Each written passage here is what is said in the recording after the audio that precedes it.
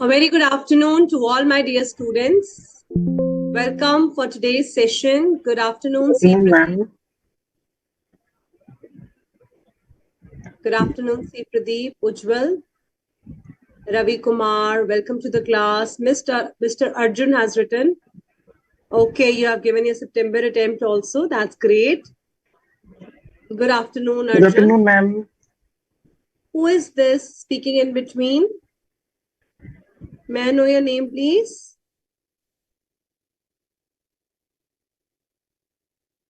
So you are not supposed to unmute yourself unless and until I ask you, okay? Good afternoon, Arita, Ravi, Sakshi, and we have Tanya Sharma. All of you, welcome to the classroom. So I hope you have revised what we have done in yesterday's class and you all are geared up for today's class. We'll be proceeding ahead in chapter number 1 that we have started yesterday. That is how we form the contract of sale.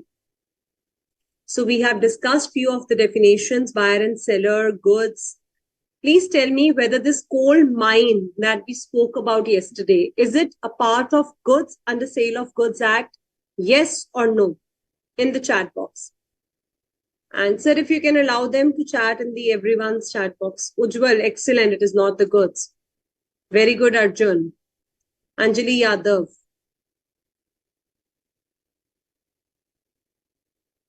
Aishwarya. Good. Excellent answers by everyone. All right. So there are 3 items which are not included in the parts of goods. Can you name those 3 things? There are 3 things that is not included in the definition of goods. Quickly write those 3 things in the chat box.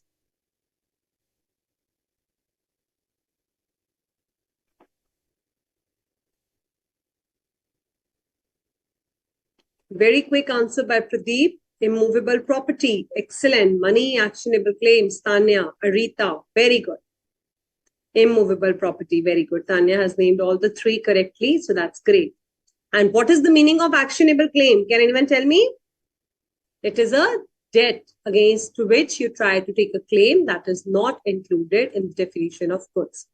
Aishwarya, very good. So land building ki bajaye aap immovable property bhi keh sakte ho. That becomes more easy. Yes, which is enforced by suit. Ujjwal, absolutely correct. All right, everyone has given the correct answers. This makes me feel proud that you all have revised what we have done. So there are different types of goods. Can anyone tell me the definition of specific goods? What do you understand by specific goods? The goods which are identified and agreed at the time that the contract of sale is made. So I have specifically told him, I want organic India quinoa packet that is 500 grams. So I've given all the specification, then the shopkeeper is supposed to give me only that packet. But suppose there are 100 of packets of quinoa lying in the shop, then those 100 packets are known as unascertained goods. And if I pick up 5 out of those, I want to purchase 5 out of those 100. So those 5 packets are known as ascertained goods. Excellent. Excellent. Very good. Very good. Everyone has given the wonderful answers. That's great. All right. So specific and certain goods we have discussed. We have discussed their examples also. So future goods and contingent goods. Who is going to tell me the difference between future goods and contingent goods? Anyone would like to raise their hand and I will give them a chance to speak and discuss the differences between future and contingent goods. Yes, welcome, Mr. Ujjwal.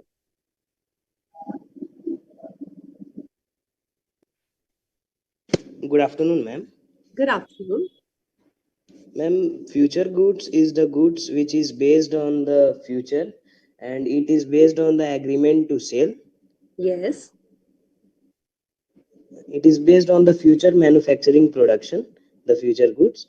And the contingent goods are the goods which is also based on future, but there is something uncertainties attached with this, and it is also the agreement to sell. Excellent. There are certain uncertainty which is attached with this. Very good, Ujjwal. Excellent. Keep it up. Okay, Sakshi, you want to add something to this? Hello, ma'am. Hello, Vita. Hello. Yes, Yes, you're on. ma'am. Future goods and contingent goods, they both are agreement to sell, but contingent goods are may or may not be happen. And future goods are dependent on us, whether we're going to produce it in the manufacturing in the future. But there is contingency in case of contingent goods. Well done, Sakshi. Okay. All right. After that, we discussed delivery of goods. So there are three types of deliveries. Who is going to raise their hands and tell me the three types of delivery of goods? Actual delivery, constructive, symbolic delivery. Okay, let's give chance to Arita first. Yes, Arita. Ma'am, there are three types of delivery: actual delivery, constructive delivery, and symbolic delivery. Actual delivery are that delivery that is physical delivered by the seller to the buyer. Very good. Constructive delivery are that delivery when third person is involved in delivery and the third person delivered the goods to buyer. And the symbolic Okay. delivery is that type of delivery when the goods not physically delivered, but the token of the goods is delivered to the buyer. Excellent. Excellent. Very well spoken, Arita. Can anyone tell me the examples of constructive and symbolic delivery?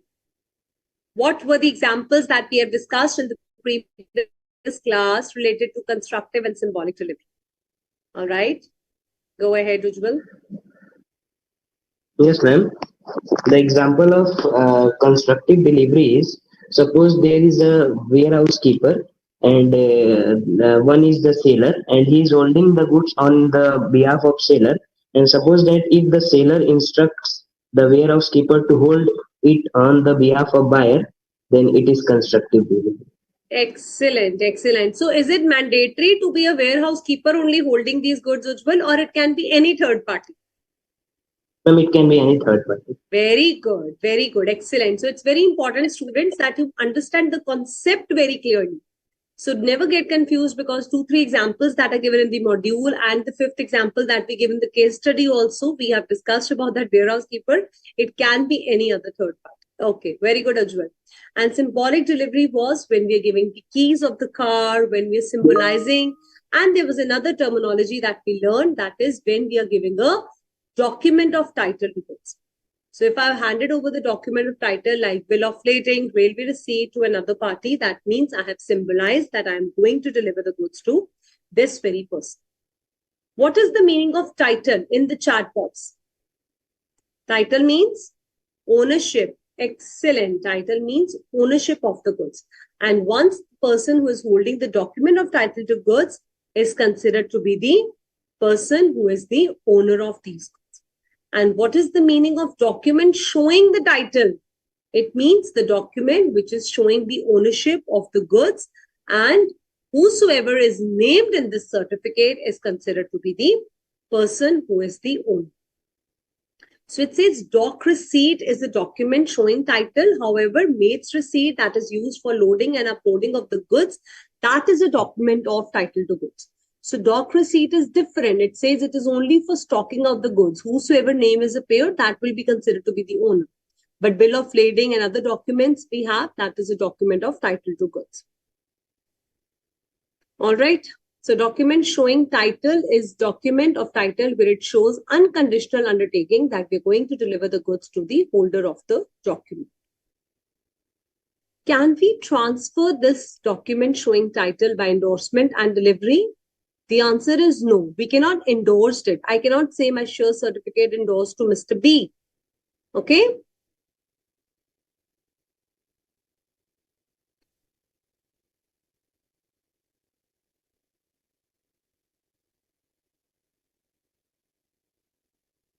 Yes, all those who have given the correct answers.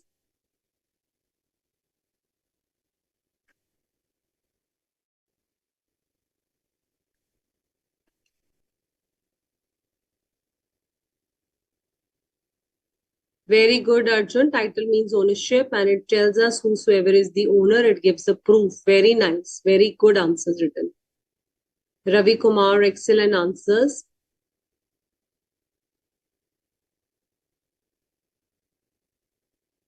Arshdeep, previous answer was correct. Radhika, your previous answer. Transfer of title owning. Yes, Radhika, it's absolutely correct. So symbolic delivery में जरूरी नहीं कि आपने actual physical possession of goods पे दिया हो, but you have symbolized something like you have given the document of title to goods, or you have given the keys of the car, or the keys of the place or godown or warehouse where the goods are kept. That is also a symbolic delivery. You have symbolized something. All right, bacha.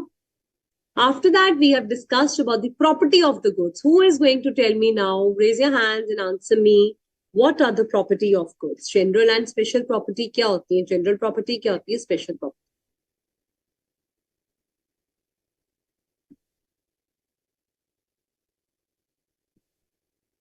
Yes, Sarita. Ma'am, property basically means the ownership of ownership. Basically means property are two types: Property general means property and special property.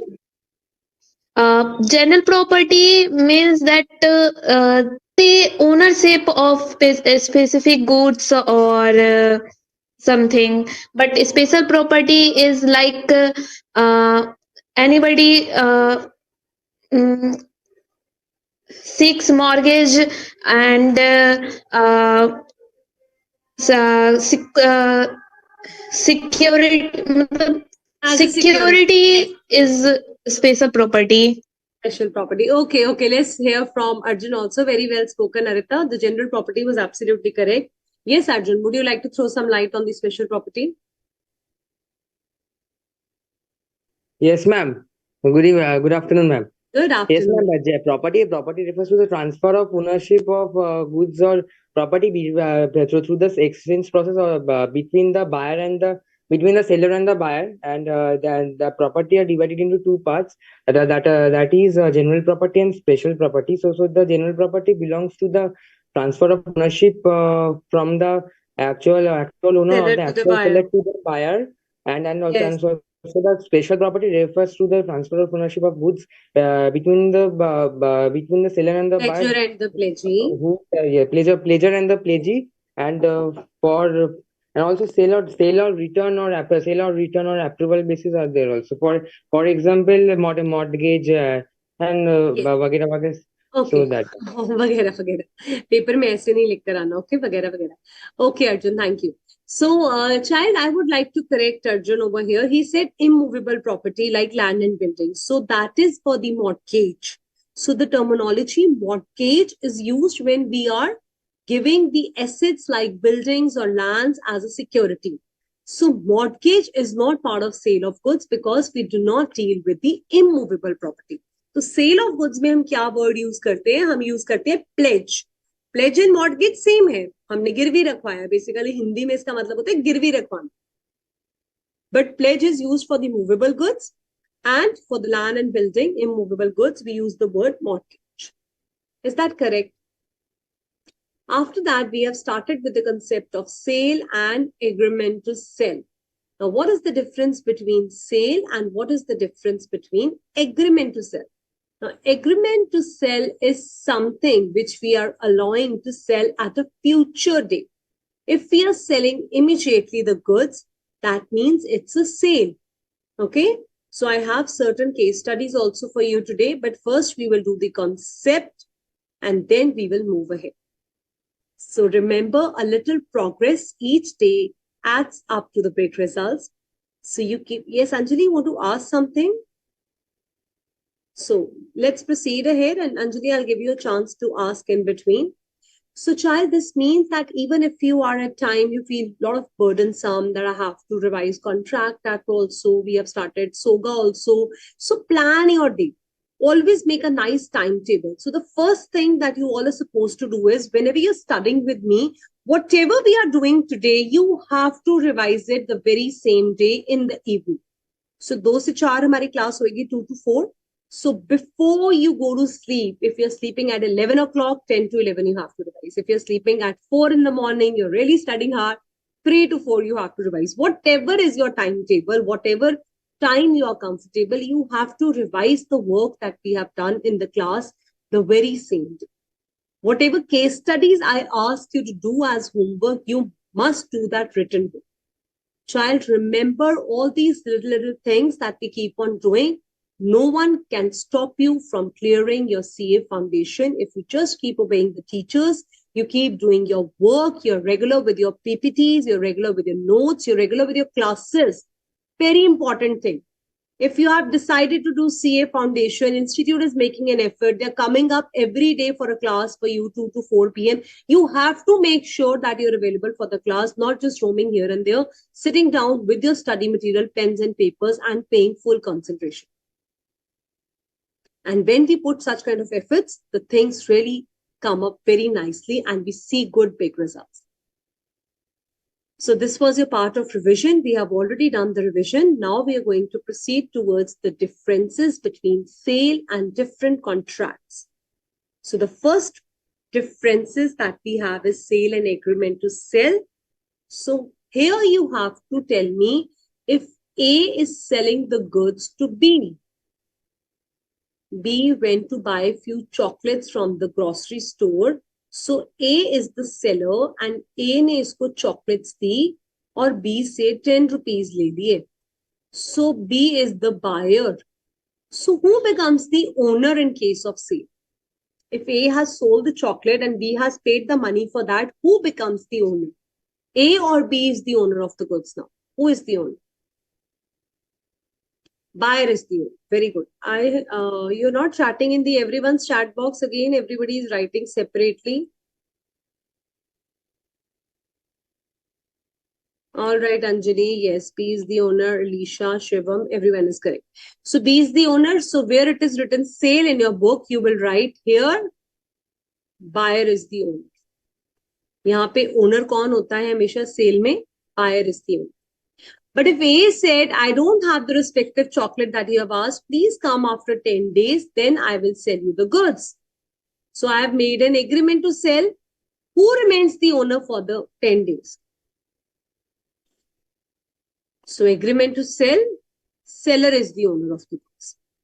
So पहला point हमें अगर clear हो जाएगा तो everything will get crystal clear. Here the buyer is the owner, agreement to sell means seller is the owner of the goods. So here the property has passed immediately. What is the meaning of property? Property means ownership. So here the property means ownership has immediately passed. The buyer has become the owner. Here it passes at the future date. Here the contract is executed and here it is executory. Now when you were doing Indian Contract Act chapter number 1, you have done types of contracts. So there you have learned about what is executed and what is executory. So you have to tell me what is the meaning of executed and executory contracts. Naraini Verma, absolutely correct. Ravi, C. Pradeep, all the answers are correct.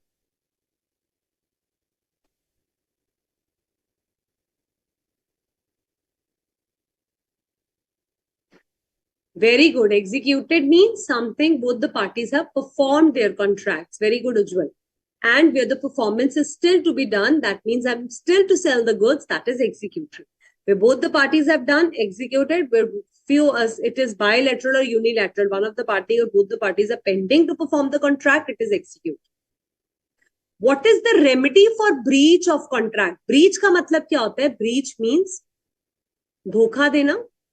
Breach कर दिया means धोखा दे दिया. I promised to sell you the goods, but I said I will not sell you the goods now.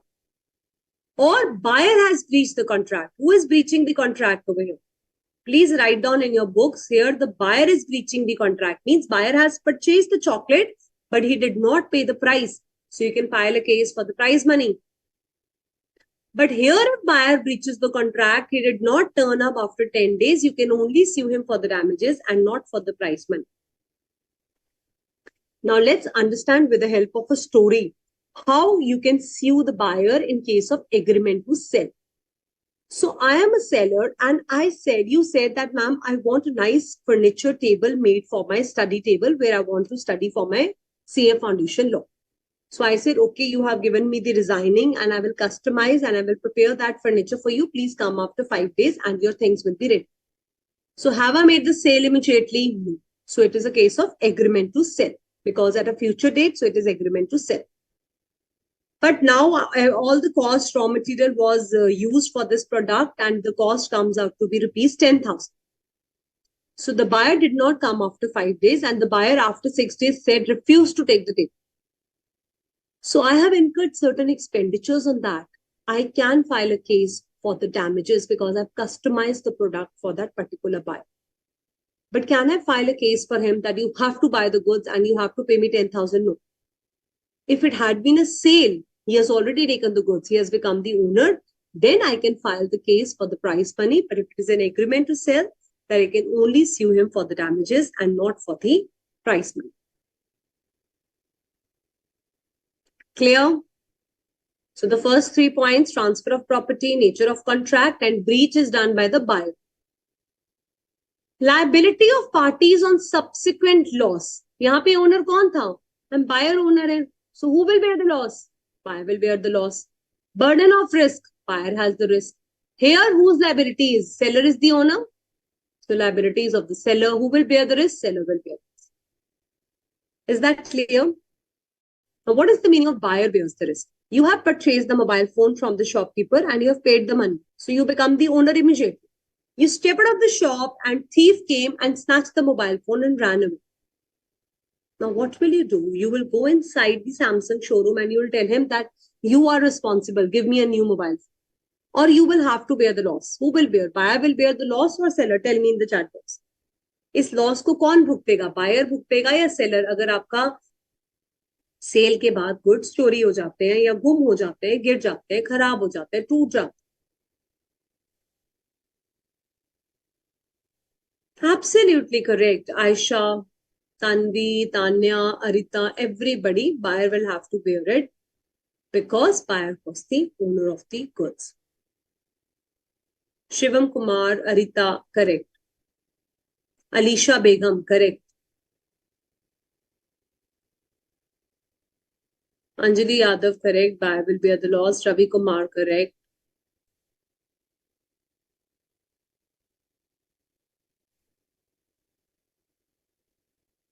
All right.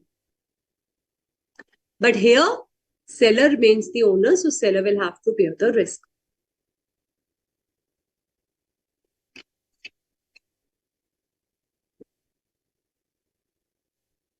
Seller cannot resell the goods. When I've already sold the chocolates to you, when I've already sold the mobile phone to you, how can I resell the goods? I don't have the goods with me.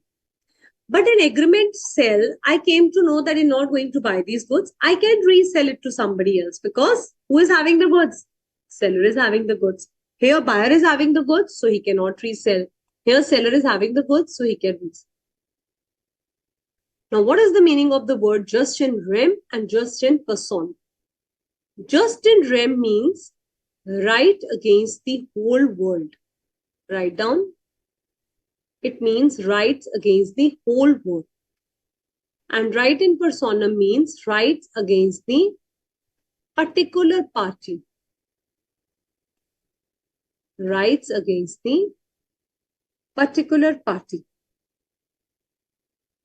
Means just in rem means कि once, if for example, I have purchased this water bottle from the market, now I am the owner. I have all the rights of the world for this water bottle. I can do whatever I want. This is my water bottle.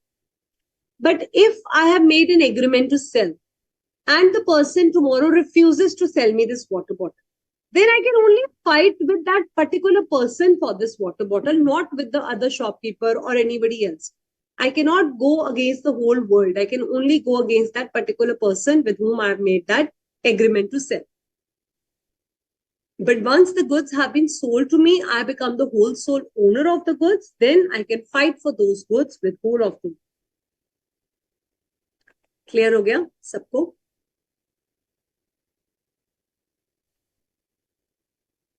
Just in rem is, write down, it is the right against the whole world.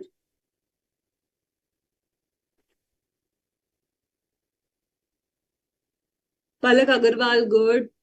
And just in personam is rights against the particular party.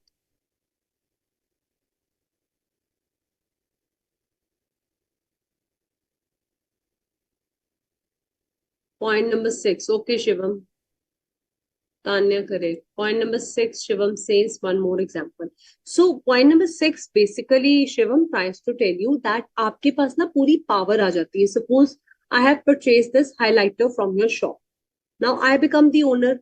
I break this highlighter. I gift it to someone. I do whatever I want. I have the choice. I am the owner. But if you said that right now I'm just having green highlighters, you come after a few days, I will sell you this yellow highlighter. So now who is the owner? You are the seller, you are the owner. So tomorrow, if you don't give this to me, can I fight with you? I can only fight with you for this. I cannot go to your neighbor's shop and I can say fighting that, he made a promise with me and I will fight for this pen with anybody else. No. I only have my rights related to that particular seller who has agreed to sell this to me. But once the sale has been made, I can fight for that thing against the whole world. This is what is the meaning of rem and person. Basically वो आपको समझा रहा है कि आप उसमें owner बन जाते हो, आपका पूरा हक जमा सकते हो, पर यहाँ पे सिर्फ आप पर्टिकुलर पार्टी तक के लिए सीमित हो. Alright Shivam, clear? Now let's understand there are hire purchase and there is bailment. First, let's do bailment. What is the meaning of bailment? Can anyone raise their hands and explain what is bailment? You have done contract of indemnity and bailment. So I know that you know it very well. What is the meaning of bailment? Who is going to tell the class what is the meaning of bailment? Only Ujjwal is studying. What about others? Arshdeep, you don't know what is bailment? Mirza, Gunappa, Palak, you don't know what is bailment? Okay, Tulsi Nathan, let's hear from him. Yes. Yes, Tulsi. Bailment is the delivery of goods from one person to another person. Simply. Along with the okay, Ujjwal, along with the ownership. Yes, ma'am. Good afternoon. According to section 148, bailment is the process of delivery of goods from one person to another person, and after the accomplishment of that particular purpose for which the goods has been delivered, is sent to the person who has delivered the goods. Okay, so have we transferred the ownership also in bailment? Can you please clarify this point? No, ma'am. The ownership is not transferred. Good. Yes, Palak. Very good, Ujjwal and Tulsi Nathan. Put your hands down. Yes, Palak. Ma'am, basically, bailment is the transfer of possession, and in this, ownership is not transferred. Very good. Excellent. Thank you so much. And Narayani? Anything else? Ma'am basically इसमें अगर हम एक example ले तो हम कह सकते हैं जैसे हमने अपने फ्रेंड को एक बुक दी कि पेपर तक है आप पढ़ लो, तो हमने ओनरशिप ट्रांसफर नहीं करी, लेकिन एक एग्रीमेंट था कि पेपर तक रखनी है, उसके बाद वापस देनी है. Excellent. Well done, all of you. Applause for each one of you for answering so well.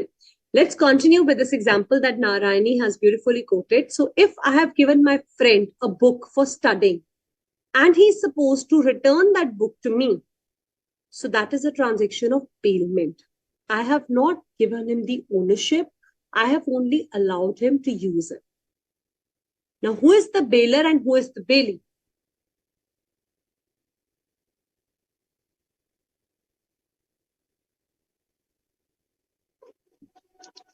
Ma'am, bailer is the person who delivers the good, and bailee is the person who received the good, and after accomplishment of the purpose, he returned the goods to bailer.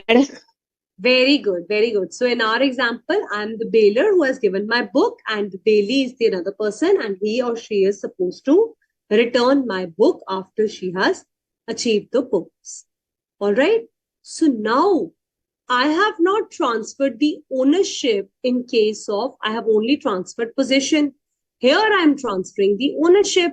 So first point, sale में ownership दिए, bailment में ownership नहीं दिए, सिर्फ possession of goods. यहाँ पे return of goods is not there. Here you must return them. Sale of goods, you have sold the goods, it's done. You don't have to return them. But Bailey must return the goods. Once he has studied it, he is bound to return the goods. And here the price is paid for the money, for the goods. But bailment may be gratuitous or non-gratuitous. Gratuitous means seva bhav. Seva bhav means charity kara aapne. Aapne koi charge nahi kara. I said, please take my study material, study from it and return it to me once you're done. I'm not charging anything. But if you're charging anything, then it is not gratuitous. Here you always charge for the price. So simple, sale versus bailment is very, very simple. Let's do another sale and contract for work and labor. Then I'll give you a small break in which you will have to read the points from the study material. Where I'm not selling you the goods and I'm only rendering certain services on the goods. I'm doing certain work and labor on the goods. Then it is known as contract for work and labor. For example, children, your mother went to goldsmith and she has given her gold bangles to the shopkeeper and she said, please melt these gold bangles and make a nice necklace for me. So she has given the gold worth rupees 2 lakhs and the necklace was to be made out of that gold only. Now, don't you think that the person will charge for the work जो उसने कारीगरी करी उसके ऊपर designing करी, creativity करी, he will be charging for that. So mother will have to pay for that under contract for work and labor. But can the shopkeeper tell your mother that I am going to give you this necklace back, please pay me rupees 2 lakh for the gold and 50,000 for the charges? Yes or no? No, ma'am. Alicia says no. Big no. Palak, Shivam, everybody says no. Why? Because gold was mother's gold only. You have given your gold. In exchange of that, he's making necklace out of that. Only the labor charges. Very good, Narayani. Only the labor charges will be paid for. Is this clear to everyone? So now what you have to do is, you will read all these points of differences from the study material. Let's open the module for you.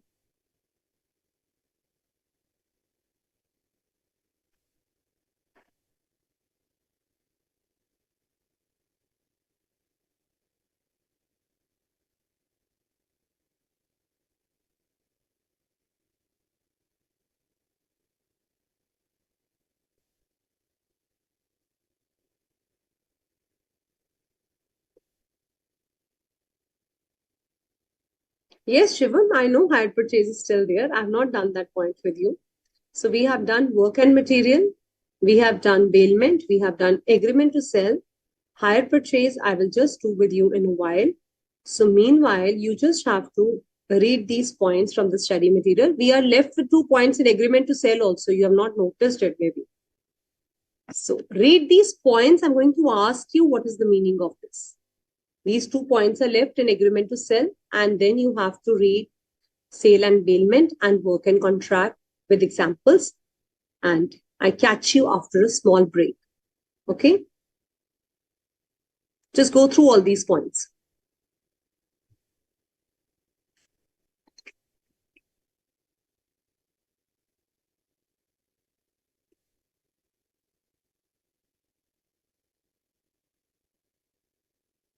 So we're taking a small break here.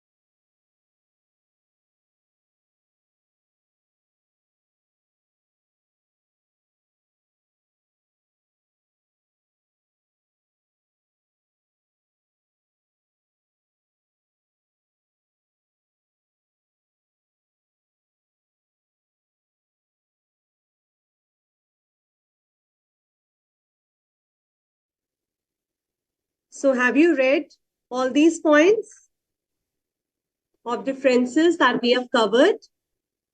Any doubts still here?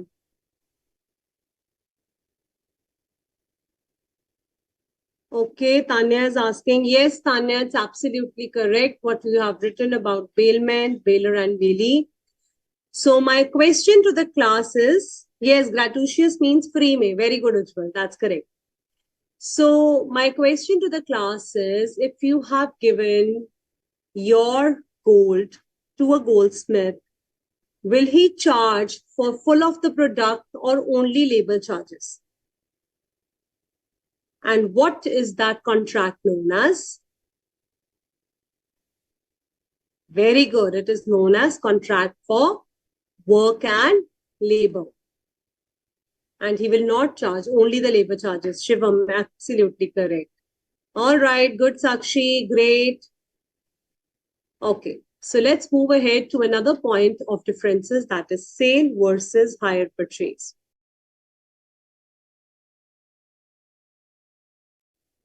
Sale and hire purchase. What is the meaning of the word hire purchase? Hire purchase means when somebody is paying you rental charges for any particular goods, and after those rent charges have been completed and the last installment is paid, then the buyer becomes the owner. So again, as in agreement to sell, seller remains the owner. Similarly, under hire purchase, seller remains the owner. And in case of sale, buyer remains the owner. So here buyer is the owner and here the seller is the owner. So hire purchase is an agreement. Suppose you have purchased a mobile phone and it is worth rupees 30,000. You said that I cannot pay it immediately. I want to buy it on hire purchase. It's an installment payment method. So you're paying 5,000, 5,000, 5,000. So 6 installments you'll have to pay. So on the 6th installment, when you have paid the last installment, that means full 30,000 has been completed. Then you become the owner of the goods. Okay. So here the position of the buyer is like that of the owner, but here you're only working as the hirer, you're working as the bailee. Means you have taken the goods on rent and only when the last installment has been paid, then only you become the owner of the goods. Clear? So here you cannot terminate the contract. Under sale, you cannot terminate the contract, means you cannot end the contract. You will have to pay the price money. However, under hire purchase, the hirer may terminate the contract by returning the goods. If he feels that I'm not comfortable with the goods, I'm not liking this mobile, I want to return it, I want to exchange it, then he has an option, because it is a hire purchase. On rental charges, you are paying for the contract.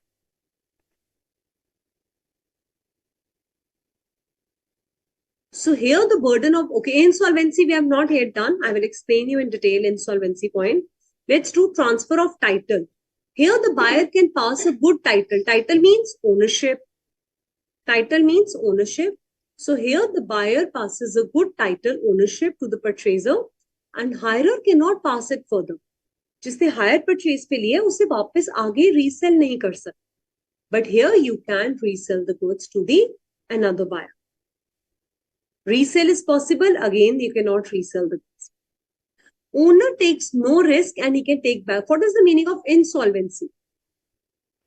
Now, I told you in the previous class, insolvency means when the person doesn't have sufficient assets to pay off his liabilities. So if the buyer is declared insolvent, means he does not have sufficient money. So, but seller will have to bear that loss because अब तो मैंने आपको goods बेच दिए हैं, and even if you cannot pay for it, I will have to bear the loss. But if it is an agreement to sell or it is in hire purchase, then I am still the owner of the goods. I have not given you the ownership. I can take the goods back from you if you have become insolvent. Is this clear now? So in both the points of hire purchase and agreement to sell, whenever the buyer becomes insolvent, here official assignee will have no control. Here he can have control over the goods. So whosoever is becoming insolvent, you have to see if the seller has become insolvent. In this case, if the buyer has become insolvent, then the seller will have to bear the loss. However, Here, owner will take no risk. If the hirer fails to pay the money, owner will go and take back the goods. Is this clear? Sale and hire purchase is clear to everyone. So hire purchase is governed by Hire Purchase Act 1972. Law tries to tell you that hire purchase lagta sale jaisa hai, but it is different. Here, the real object of the contract is the sale of the goods ultimately. Sale is different, hire purchase is different. Hire purchase is an agreement where the goods are lent on hire. Hire means rent pay. किराए पे दिए हैं आपने, rental charges pay कर रहे हो. And hirer has an option whether to buy them or reject. Possession is transferred, not the ownership. Property gets passed on the last payment. Person has the right to terminate the contract at any time before the property passes. So he has the right to reject the goods. All right. So there are differences between sale and hire purchase. Now the 2 points that were left in agreement to sell. So children, what happens is whenever any person becomes insolvent, court appoints an official assignee for that person. So all your assets are lying with that official assignee. He will sell off your assets and pay off the liabilities from your side. So if the seller is declared insolvent, then the official assignee will not be able to take the control over the goods, but will recover the price from the buyer. अब क्या होगा? Goods तो buyer के पास जा चुके हैं. यहाँ पे owner कौन है? Buyer is the owner. So here the official assignee will simply go and get the prize money from the buyer. He cannot just ask for the goods back. But here he will have the control of the goods, but price cannot be recovered. वो अपने goods ही वापस ले लेगा. Goods दिए ही नहीं है, agreement to sell था, तो goods are still with the seller, so official assignee will take the goods. Everyone is clear on insolvency of seller. But if the buyer is declared insolvent, then here the official assignee of buyer, please write down this point over here. Official assignee of buyer will take the goods. Here the official assignee of buyer will take the goods. Here the official assignee of buyer will not have any control on the goods because the goods belong to the seller. Okay? Just take a picture of this point.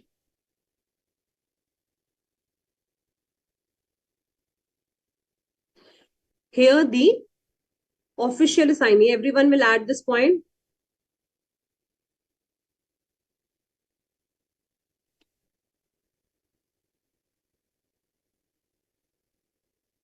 Official assignee of buyer will have the control. Here the official assignee will have no control because it's an agreement to sell.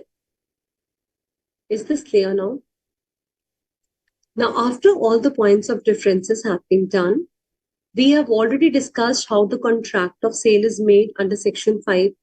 Contract of sale is an offer is made to buy or sell the goods and acceptance is to be given. There can be immediate delivery of the goods, immediate payment or later on the payment. Immediate delivery and immediate payment can also be done, and both can be paid installments also. So contract of sale can have an installment payment method also. Now children, what is the difference between installment payments and hire purchase? Hire purchase एक agreement ही इस तरह की बनी है कि हम rental charges पे करें. मैंने आपको अलाउ करा है कि आप मुझे ऑप्शन है आपके पास whether to purchase or to reject the goods.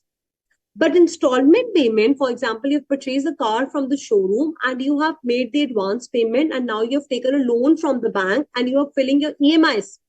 That is a contract of sale. There you become the owner immediately. That is a loan thing that you're paying for the EMIs. Hire purchase is not that. So whenever we are talking about the installment payments, monthly installments, EMIs, that is a part of sale of goods. But hire purchase is different. Yes, Naraini. Ma'am जैसे अगर मैं एक television EMI पे लेती हूँ किसी एक company से तो वो हायर परचेज होगा या फिर कॉन्ट्रैक्ट ऑफ सेल होगा? So you have purchased a television. If you are buying it on hire charges, it is governed by hire purchase agreement.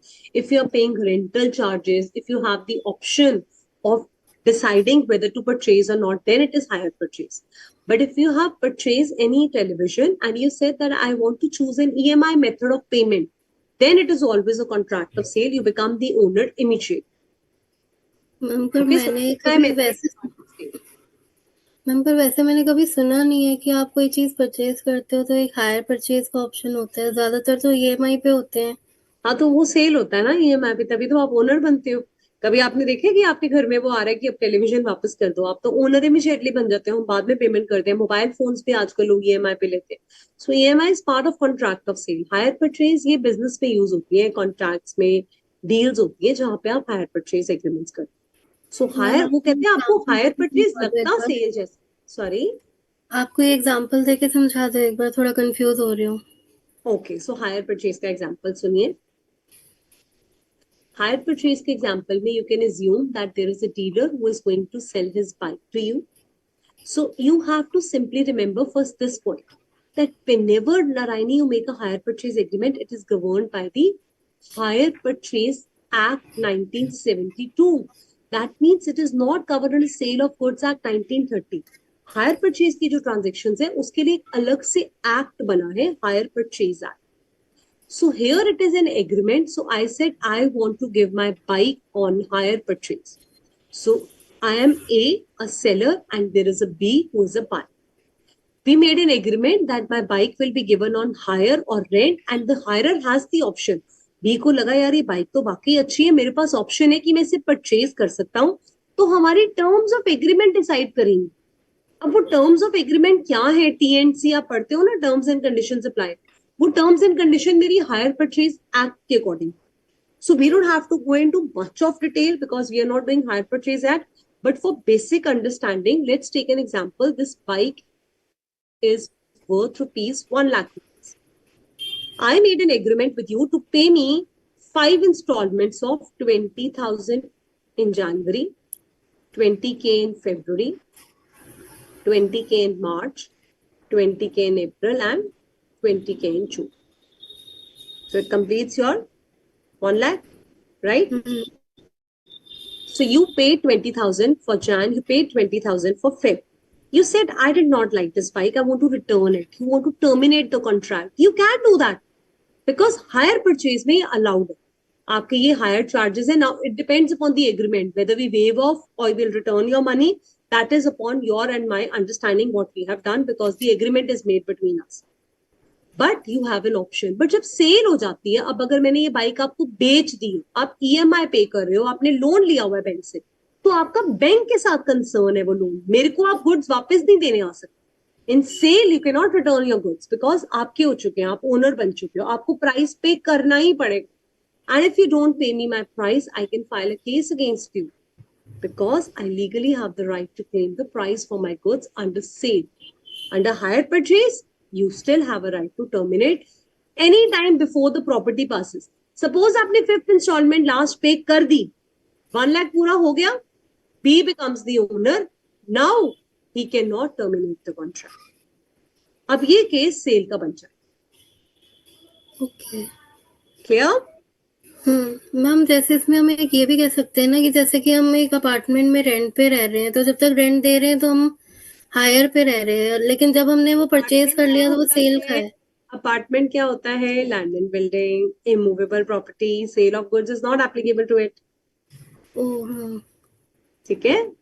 सो ज्यादा कंफ्यूज नहीं होना, टेंशन नहीं लेनी है, बस सिंपल एक पॉइंट समझ आ गए, लर्न करो, खत्म। डायरेक्ट क्वेश्चन आएगा 3 मार्क्स का, 4 मार्क्स का, what is the difference between hire purchase and sale. Simple thing that you have to remember is here property passes immediately, here the property passes on the last installment. जब आप 20 के जून में last पे कर दोगे तब आप ओनर बनोगे, उससे पहले आप ओनर हो ही नहीं। मेरा मन करा मुझे बाइक वापस देनी, मैं वापस भी लेने आ सकती हूँ बिकॉज आप ओनर नहीं हो ना। सो एग्रीमेंट टू सेल और हायर परचेज एक जैसे लगते। ये हम क्यों कर रहे हैं? Forms of differences, everyone just pay attention, because there are certain terms which seem similar to sale, but it is not actually a sale.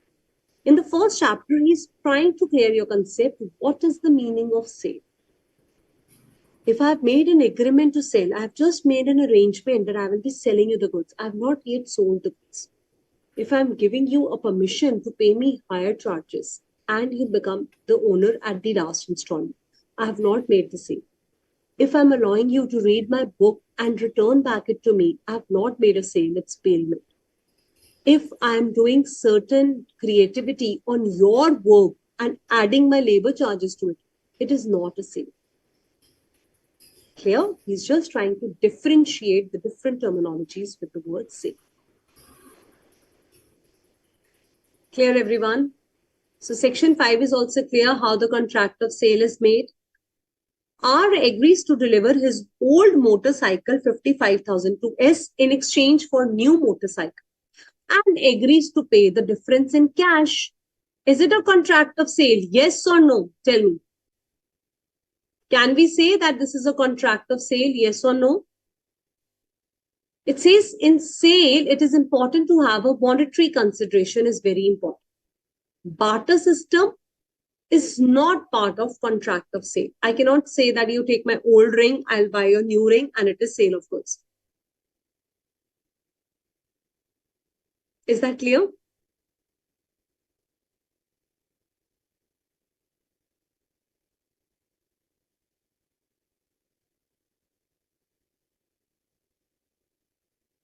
Is this clear?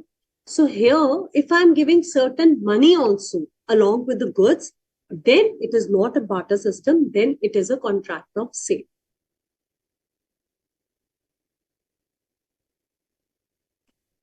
All right.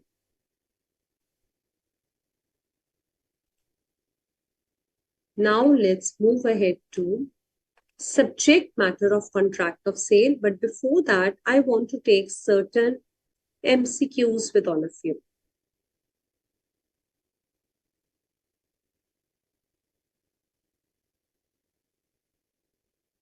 Please read, test your knowledge, wear your thinking hats, and decide what should be the correct answer for this one. Read the question and give the choices in the chat box.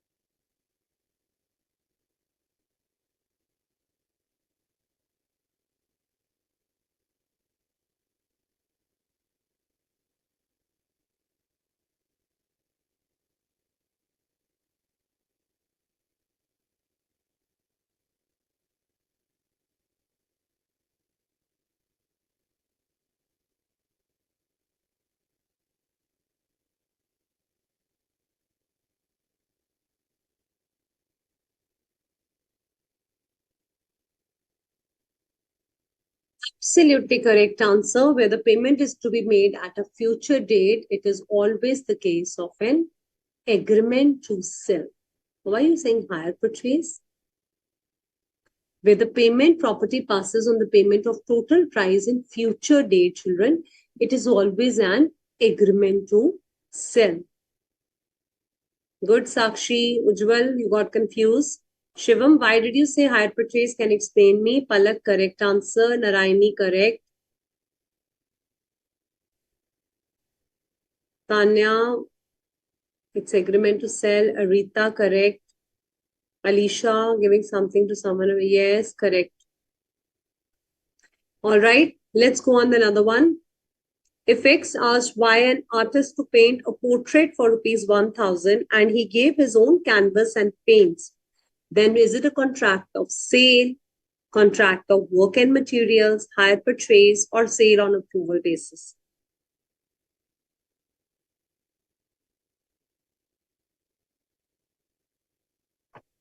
I'm giving you my own canvas. I'm asking you just to do the painting. It is a contract of work and labor. Excellent. Second B is the correct answer.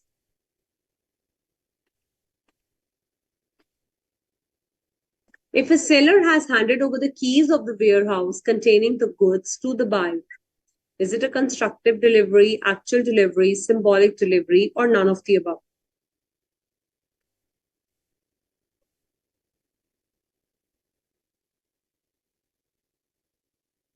Wrong, Tanya. It's not constructive delivery. Narayani, absolutely correct. It's symbolic delivery. Yes, Shivam, now you're correct. Good, not to worry. Correct, Arita, Palak, everybody is correct. It's symbolic delivery. Ravi Kumar, absolutely correct. When does the sale of goods came into force? Can anyone make any guesses and tell me when did the sale of goods came into force? It came into force in 1930. What was the correct date? I told you yesterday this date. At least when you're doing the act, you should know the correct date when it started.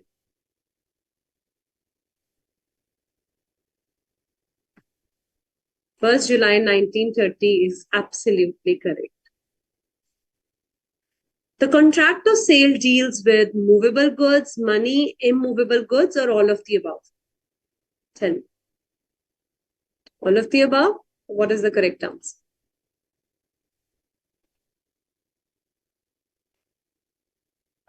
Very good, Palak. Good, Ujjwal. Only the movable goods. Narayani, correct. Arita, Tanya Sharma, Alisha Begum, bilkul correct. Sakshi, correct. Radhika. Transfer of goods from some purpose only after work the change. Arshdeep, bilkul sahi answers are sare. Good. Aisha, correct. Shivam Kumar, good. So movable goods is the correct answer.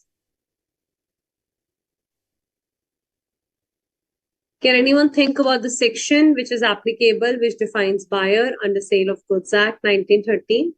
Is it section 2, clause 1, clause 10, section 2, clause 5, or section 2, clause 5? Anyone who has learned the definitions of seller and buyer, do you recall the sections?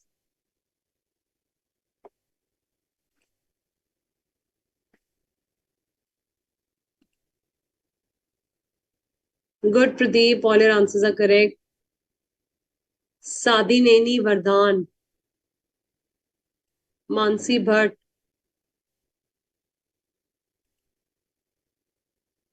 Okay. So Abhya, correct. Everybody has given the correct answer. 2 clause 1 is the correct answer, which defines the buyer. Okay. Now let's do certain case studies also.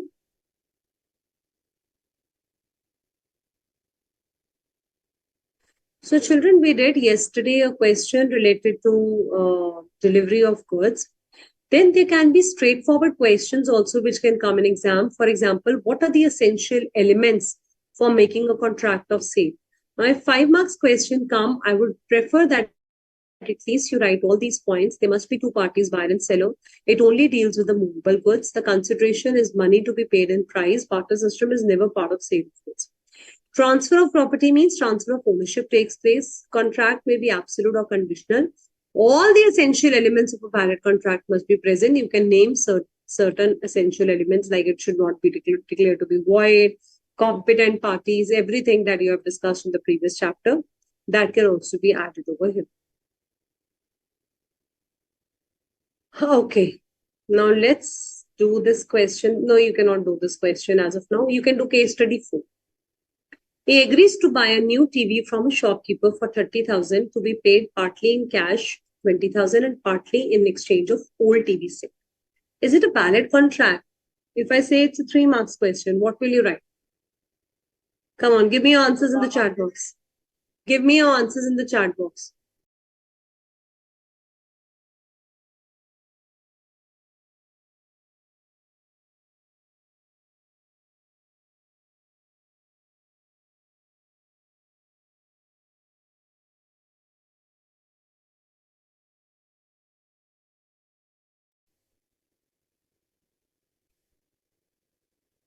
Everybody has to write the answers.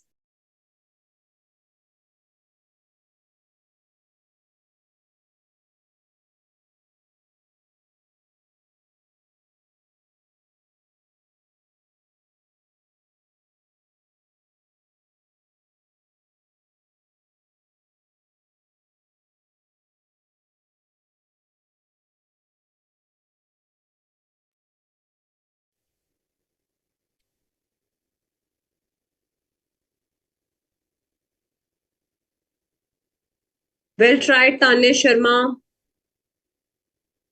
Sakshi, wrong answer. Why did you say it's not a valid contract? Why?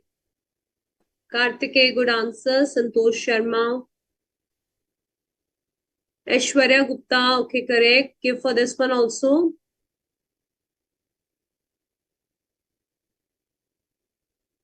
Bharni Kana. Bharni Kana, your answers were correct. Please give the answer for this one also. No, ma'am, it is not a valid contract. Why, Ravi Kumar? Can you give me the answer? Why no? Ujjwal, yes, that's correct, but you have to give me the reasons also. No, for exam sections are not compulsory, Palak Agarwal.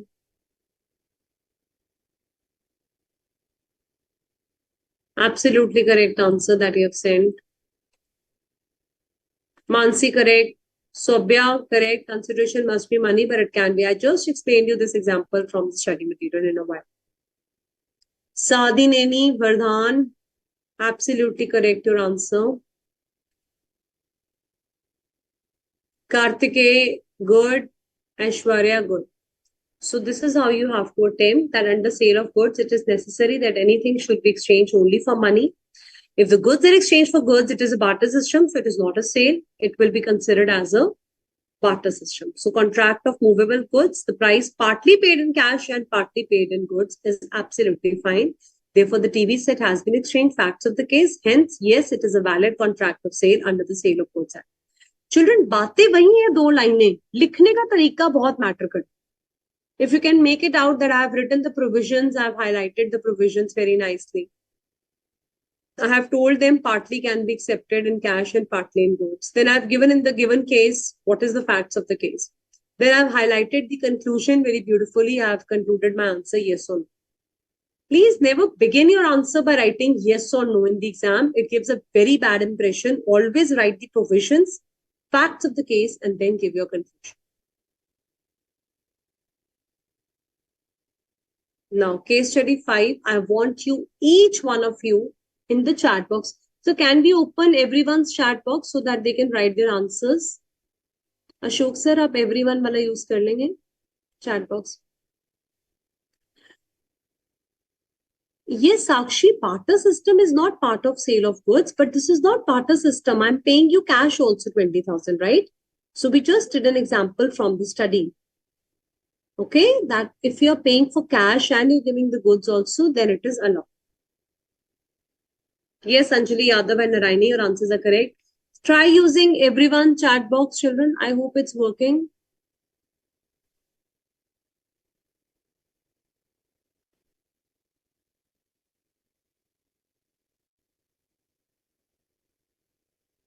It's not working? Yeah, it's working. Okay, good, Ujjwal. 50 bales is specific goods. That's correct. Selected and set aside. It's a certain goods. 100 are uncertain. Yes, I would expect this, what Alicia has written. That's great. Second one.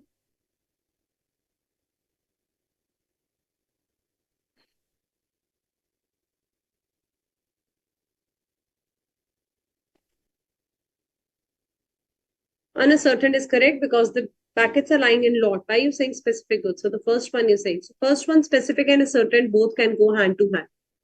Out of the lots, 100 packets lying in the shop. So all the 100 packets are uncertain goods. And the third one, Santosh Kumar, excellent. It is a future goods. That's it. The answers are here. So first one is on selection, it becomes a certain. One packet, it is existing, but uncertain. And T is selling, it is a future goods. I expect you to write your answers in such a way, although you get 3 marks, even if you have written the name of types of the goods, but it gives a good impression if you give explanation of the points and then you write. So we have done case studies also, we have done MCQs also. Let me see if we have more MCQs. And then we will complete this chapter also today. No, these case studies are related to section 8 and 9, which we are yet to do. Okay, future goods are the goods to be manufactured, produced, or acquired by the seller after making the contract of sale. Is this statement true or false?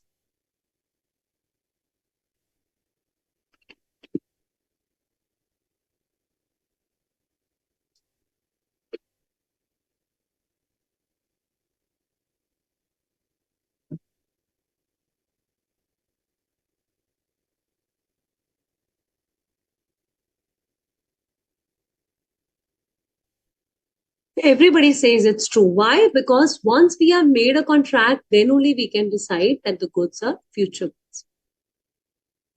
Okay? The term goods does not include goodwill, actionable claims, stocks and shares, harvested crops. What is the correct answer for the 8th one?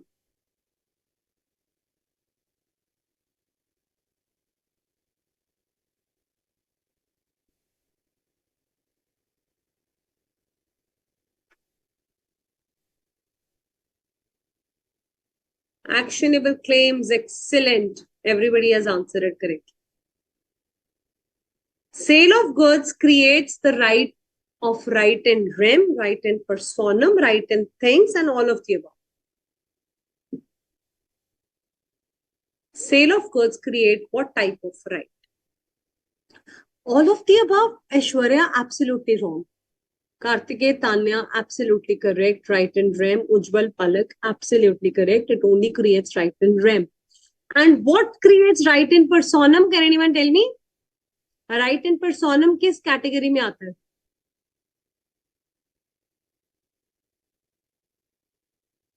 Very good, Ujjwal. Agreement to sell.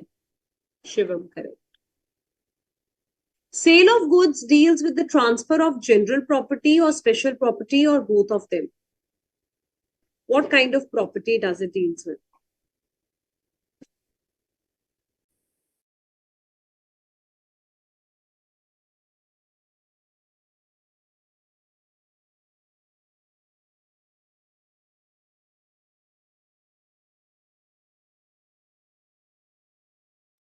Absolutely correct. General property. I don't know why you're writing both. Are you really serious? Both? Okay, see, Pradeep, I'll explain you. Sale of goods really deals with both. No, not at all. Everyone is incorrect. You know why everyone has given the incorrect answer? Because they saw that somebody is writing both and everybody has written both. Shriya Maurya, can you explain? Can you raise your hand and explain me why did you write general and why not both? Shreya Maurya, will you be able to speak? Will you be able to raise your hand? See Pradeep, can you raise your hand and tell me why general property and why not both? Now I want you to make me understand the logic also, whether you have understood it correctly or not. Yes. Ma'am इसका answer general property होगा because sales of good is transfer of ownership, and in general property the ownership is transferred, but in special property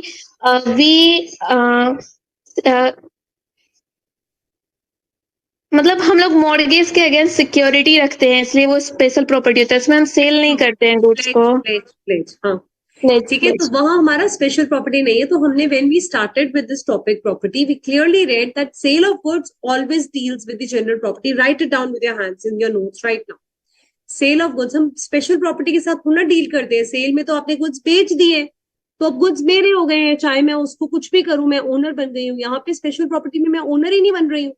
So sale of goods always deals with the general property. Write it down. Sale of goods always deals with the transfer of general property of the goods and not with the special property. Special property is used in the case of pledge. Goods which are lying in bulk and lots are known as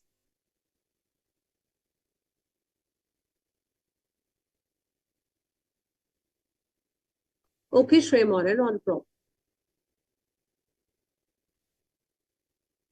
Yes, Alicia, it always deals with the general property. Uncertain goods is the correct answer. Why did you say D, Arshdeep? Absolutely wrong. Why did you say ascertain, Pradeep? Uncertain is the correct answer. Okay, Aishwarya, correct. Sadhani, Karthik, everybody is correct. Uncertain. Now let's quickly finish our topic of subject matter of contract of sale. Since you have understood that there are three types of goods, existing, future, contingent goods. So it says, what is the subject matter of contract of sale? अब हम last के जो topic section 7 and 8 and section 9 and 10 finish करने जा रहे हैं. These are very important topics and the examiner gives you number of questions out of the case studies of these 4 sections. So they're very, very important. before this, there was a section 4, clause 3, agreement to sell is very, very important that we have just completed. So section 7 and 8 simply tells you what is the subject matter. Hindi में इसको बोलते हैं कि contract of sale का मुद्दा क्या है, किसके बेसिस पे ये बना है, गुड्स के लिए बना है. आप किसकी सेल कर रहे हो, आप गुड्स की सेल कर रहे हो. अब अगर गुड्स ही नहीं है, without known to the parties, goods are not existing.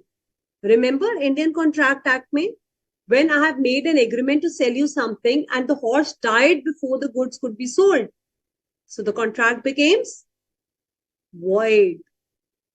What is the meaning of void contract? A contract was valid when made, ceases to be enforceable. Once it ceases to be enforceable, it becomes a void contract, which cannot be enforced now. So these are the cases that we are going to beautifully discuss under subject matter of a contract of sale. So the contract of sale has 3 types of goods, which are basic matter for which the contract of sale is made. If these goods are perishing means they're getting destroyed. Perishing means if they're getting destroyed before making the contract of sale, then the contract becomes void. And if you have not done the sale, but after you have made the agreement to sell, then the agreement to sell can be avoided, means it also becomes. पहले हिंदी में बताती हूँ, फिर वापस English में. अगर आपने जो गुड्स बेचने थे, अगर वो खराब हो गए सेल करने से पहले, तो कॉन्ट्रैक्ट वॉइड हो चुका है. It has no meaning in the eyes of. अगर एग्रीमेंट टू सेल हो चुकी थी और सेल होने से पहले खराब हो गए, then also the agreement becomes void. Now, ma'am, how does this happen? So let's go back to another story. So Arshdeep and Gunappa, they were sitting and having a cup of coffee and they're fixing a deal about the goods. What are Arshdeep and Gunappa doing? They're sitting together on a cup of coffee and they were fixing a deal that Gunappa is A, he says, I agree to sell 50 bags of wheat which are lying in my godown to Arshdeep, who is Mr. B. Now, when they were making this agreement or the contract, they were not aware of the fact what is happening in the picture too. While they were having coffee and they were making this contract, waterlogging occurred and all the goods which were lying in the godown has got spoiled. You remember recently so much of floods came. There was so much waterlogging everywhere. So that is an uncertainty. We are sitting over here in Delhi or Chandigarh. We are making a contract of the goods which were lying there in Punjab and now the goods have got destroyed. What will happen? Is the agreement that we are making is still holding a validity or not? जो हम contract बना रहे हैं, जो हम agreement कर रहे हैं, क्या उसकी वैलिडिटी रहेगी अभी भी? यस और नो? नो मैम, बिकॉज वो तो गुड्स ही नहीं रहे, तो फिर क्या करना है? फिर क्या बेचेंगे हम आपको? गुड्स ही नहीं है. So if they are no longer answerable, then the agreement becomes void.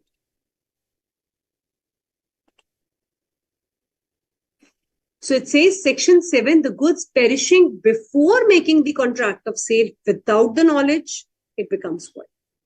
After the agreement before the sale, again without any of the knowledge of the parties, the risk has not passed, hence the agreement can be avoided.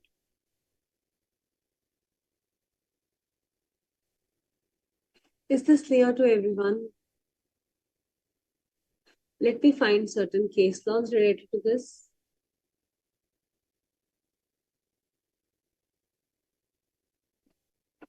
Okay, read the case study 7 and try writing the answers in the same format that we have discussed. जैसे हमने अभी discuss करा है section 7 8, उसी के base पे आपने इनके आंसर्स लिखने हैं. साधनी, void means which has no meaning in the eyes of law. Means अब आप उसको पूरा नहीं कर सकते हो, फुलफिल नहीं कर सकते. Okay?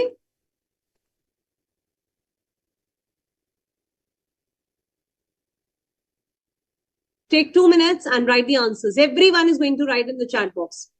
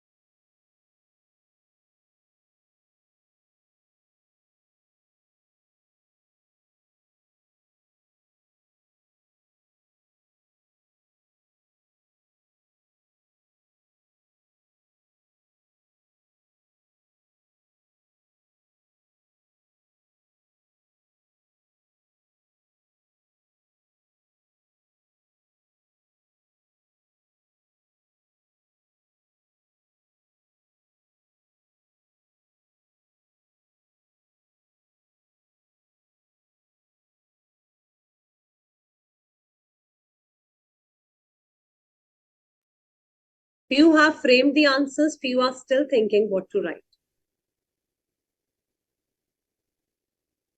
B has no right because it is unknown to the parties when the ship sunk the contract. Very good, Alicia, you have tried good, but the formation of the answer is not very good. Okay, Tanya, good try. Good, Ujjwal. Contingency is attached with the agreement. So when the ship sank, agreement can't be fixed. Okay. Palak Agarwal, very good. Sadhanini, you should have tried it. Anjali Yadav, section 1. Very good, Anjali. So अगर आप section 7 ना भी लिखो ना, then also it's fine because अभी हम कर रहे हैं exam में याद नहीं रहते sections and wrong section तो कभी नहीं लिखता. So this is, I was expecting what Anjali Yadav has written. As per the Sales of Goods Act, when the goods are perished before making the contract without the knowledge, the contract becomes void. In the given case, the ship is sunk, so agreement is void. Similarly, Kartike, very good. Sobia, very good. So even if you want, you can cheat it from your books, but try writing it down, children. Please don't think that हम तो देख कर लिख रहे हैं. पहले देख कर ही लिखना पड़ता है बेटा, तभी आपको प्रैक्टिस से आएगा. You cannot become expert in a day. You have to practice. Even when we were of your age, we used to practice a lot writing it down. So see, you wrote section 7. It's wrong. It's a section 8 because section 7 जो है वो deal करता है contract of sale से. When we say it is a contract of sale, then it is section 7. When we say that it is an agreement to sell, then it is section 8. Let me show you the exact wording from the study material first. So it says section 6 simply tells you that there are 3 types of goods, existing and future goods. If it is perishing before making the contract, it is section 7, when the contract is for the specific goods. If the goods without the knowledge of buyer and seller perished or become so damaged that they no longer answer the description, the contract becomes void. If the agreement is for the specific goods, subsequently without any fault of buyer and seller, they have got damaged, agreement becomes void. So जहां पे agreement to sell की बात है, वहां section 8 है. जहां पे contract of sale की बात है, वहां section 7 है. दोनों ही केसेस में wheat stored थी, waterlogging हुआ, goods destroyed हो गए. Neither of the parties are aware, agreement becomes void. जानबूझकर नहीं करा, without the fault of buyer and seller. Very important line. So यहाँ पर ये लिखना बहुत जरूरी है कि यहाँ पे कॉन्ट्रैक्ट था, उन नॉलेज के बिना पेरिश हुआ, void. Contract agreement to sell था, without the fault of the parties, damage हुआ, risk has not passed, agreement is. Let us read what they have written in the answer. So it says the buyer has no right against the seller. Never start your answer with this line. That's why I've written it here, so that I can tell you how you have to write it. So I have written over here, in this case, B, the buyer has no right. No, ma'am, this will come as a conclusion. And students do this mistake. Always start writing the answer with yes and no. ये last line होनी चाहिए. First line क्यों आएगी? Provisions of the case, section 8. Section 8 नहीं याद है, कोई बात नहीं. आपने क्या लिखना है? As per the provisions of Sale of Goods Act, whenever there is an agreement to sell and the goods without the fault of the parties have perished and damaged, agreement is void. Ek second, Shivam, let me complete this point. Because this happened on supervening impossibility, the contract has become void. All the conditions have to be seen. There was an agreement to sell, yes, ma'am. Specific goods, yes, ma'am. They lost before sinking of the ship, yes, ma'am. Loss was not because of the fault. Since all the points have been met, therefore, B has no right against the seller A. All right? Yes, Shivam, tell me. Hello ma'am. Yes, beta. Ma'am actually एक answer दिया हुआ है, similar answer दिया हुआ है study material में, जिसमें same इसी तरह से स्टेटमेंट लिखा हुआ है. So how can we do practice? Which one, beta? Which question? Ma'am page number 3.24, answer number 2. The similar answer is there in the study material. Let me just open it out. Yes ma'am.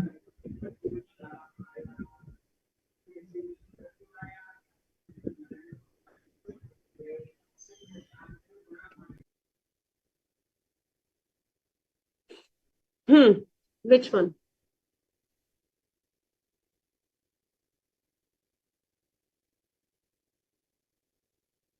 This one? Shivam, are you asking about this one? So it's the similar kind of question. So you have to write it in this way only. Yes, Shivam, you were asking something.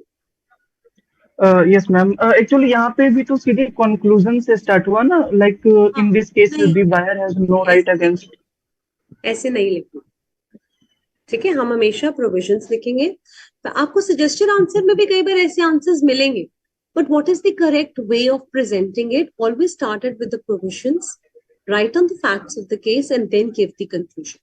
No one is stopping you or saying that we will not give you marks for this, but it is not a correct form of presentation of the answers.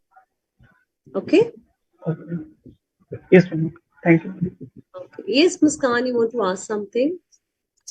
Ma'am मेरा थोड़ा सा अलग ही doubt है कि जनवरी attempt है और मैंने ICI की आपकी यहाँ से क्लासेस आज से स्टार्ट करी है. कितना सिलेबस हो गया है और कैसे कैसे कवर करूँ, बिकॉज टाइम बहुत कम है. मैं एक्चुअली कुछ टाइम बीमार भी हो गई और मैंने ऑफलाइन कोचिंग लगाई 30,000 लेके. बट मुझे मेरी अपनी फ्रेंड से पता चला कि यहाँ पे भी क्लासेस होती है और वहाँ पे मॉड्यूल की लाइन टू लाइन नहीं पढ़ाई जाती, केस स्टडी भी ढंग से नहीं करवाते.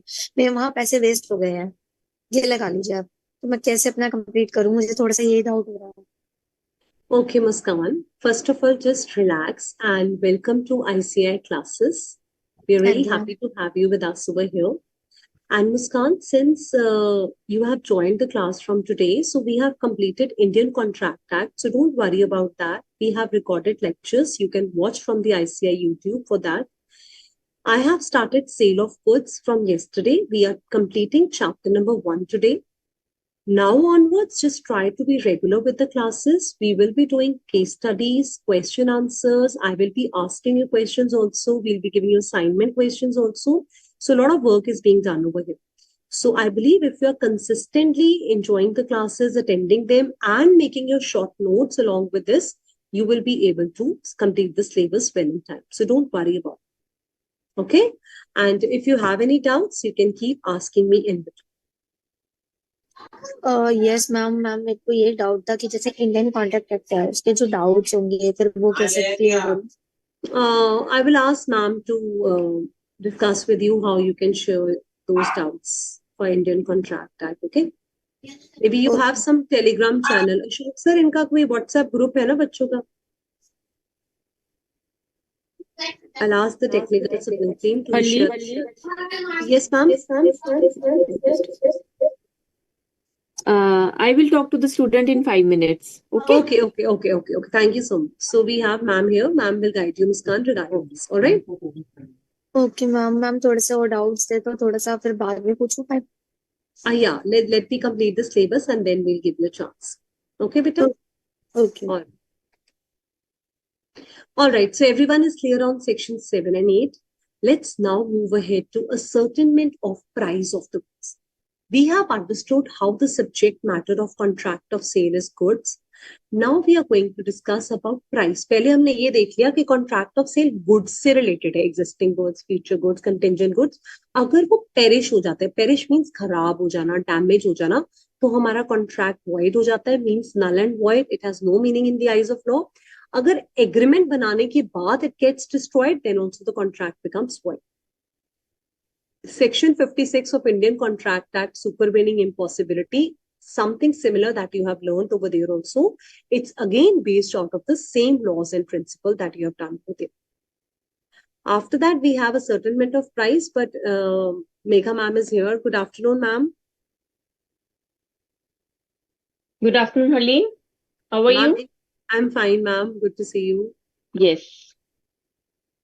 You would like to speak to the student first, or shall we continue? No, you can continue with the topic. Once it ended, I will talk to her. All right. Done, other students, if they are having any queries. All right. Sure, ma'am. Sure. All right. So let's quickly finish up the syllabus. We are left with last two sections. That is ascertainment of price. Now we have seen how the goods are to be sold. अब goods की price क्या है? हमने बात करी 3 important बातें. Ownership, we have discussed how ownership is different in sale, agreement to sale, bailment, hire purchase. Then we said it's about goods. We have done the definition of goods, how the categorizing of goods is done, and section 7 and 8 is also. Third thing, important thing of contract of sale is the price, what you have to pay for the goods. That is money. So there are 4 methods how the price is determined. Number 1, the price is fixed in the contract itself. I said I will be paying you the money that is fixed in the contract, say for example 10,000 rupees. So you will take this price. Or the manner of fixing the price, we have decided A sells the goods to B and says C will decide the price. Third party valuation. हमने price नहीं बताया, हमने manner बता दिया, तरीका बता दिया, that valuation is to be done by third party. Here C will decide what is the price. Third is price is determined on the basis of course of dealing between the parties. Now I am a regular shopkeeper from whom you have been buying the goods. So every time you come to my shop, I sell you the goods for rupees 5,000 or maybe 5,100 or maybe 4,900. So on the basis of the trends which we are doing for sale, we decide about the price. And if nothing is fixed, we have no dealings, there is no third party, it is not there in the contract, then we pay a reasonable price. Now, I'm sure under performance of contract, you must have done a detailed analysis of this word reasonable. Because we try to tell you what is the meaning of the word reasonable. Agar kuch nahi hai, to reasonable pay kar. But what is the meaning of reasonable? Reasonable depends upon the facts and circumstances of each case. Okay, so it varies from case to case. So if it is a price of a bike, we have to find the fair market value related to that. Accordingly, the reasonable price will be determined. If it is a mobile phone, we will do analysis of the similar mobile phone in the market and we will determine a reasonable price. So it depends what products you are buying and how the price fixing has to be done. Is that clear?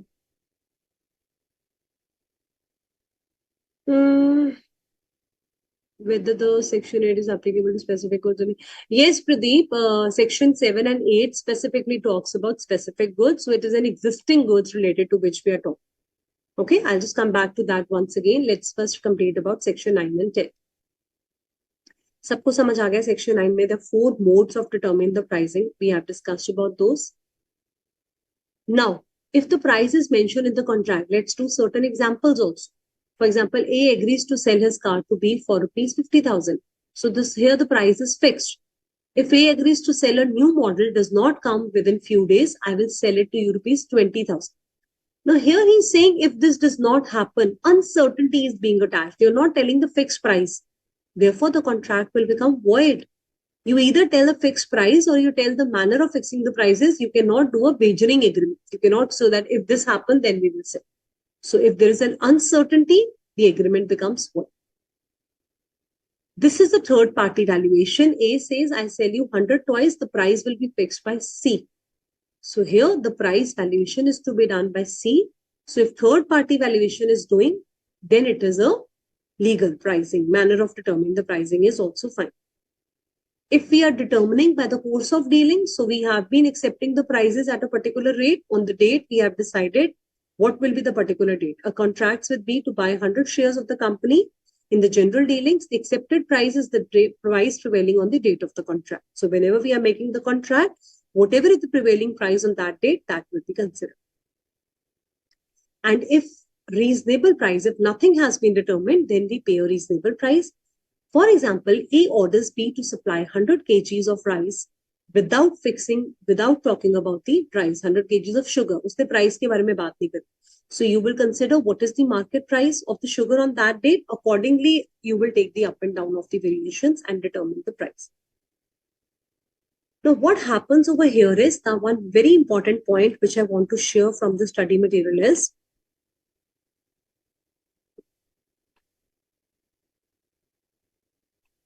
so whenever we are discussing about section 9 and 10, we see that these are the 3 methods of fixing the prices given under section 9. What is section 10 exclusively telling you about the valuation by third party? Listen 3 points very carefully. Whenever there is an agreement and the price is to be fixed by third party, so abhi maine aapko example dikhaya, A has to sell the goods to B and the valuation was to be done by C, that is third party. And he either does not or cannot make the valuation. C refuses to make the valuation. C says, no, I cannot make the valuation. Ab kya hoga? Now the agreement will become void. Now the agreement will become void because you were dependent on the third party for doing this valuation and that third party has refused. So you cannot sell the goods, agreement becomes void. But if the third party is prevented by the default of either of the party, say for example, A went to C and he said, look, I don't want to sell my goods, please don't do the valuation. Or B went to C, he said, I cannot pay the price, please don't do the valuation. Now what are we trying to do? We are trying to prevent, we are trying to avoid Mr. C doing the valuation. Hindi में इसका मतलब क्या होगा कि A जा रहा है C के पास, उसे कह रहा है प्लीज तू वैल्यूएशन मत कर, या फिर B कहते हैं नहीं तू छोड़ वैल्यूएशन मत कर, मुझे अपने गुड्स नहीं खरीदने, मेरे पास पैसे ही नहीं. तो आप रोक रहे हो, प्रिवेंट कर रहे हो, मीन्स आप रोक रहे हो थर्ड पार्टी को वैल्यूएशन करने से. तो यहाँ पे जिस भी पार्टी, जो भी पार्टी गलती करेगी, at fault means whosoever is doing the mistake will be liable to pay the damages to another party. First case में, if he is not doing the valuation, agreement is becoming void. Second case में, if any of the party is doing a fault, that party will pay damages to another party.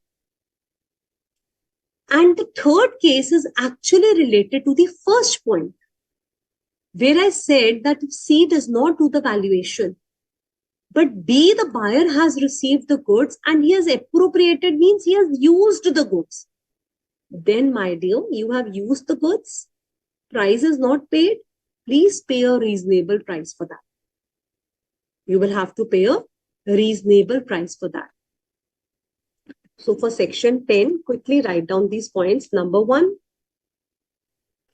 valuation was to be done by C. If C refuses, contract becomes void. Number 2, if B, buyer, uses the goods, he must pay a reasonable price.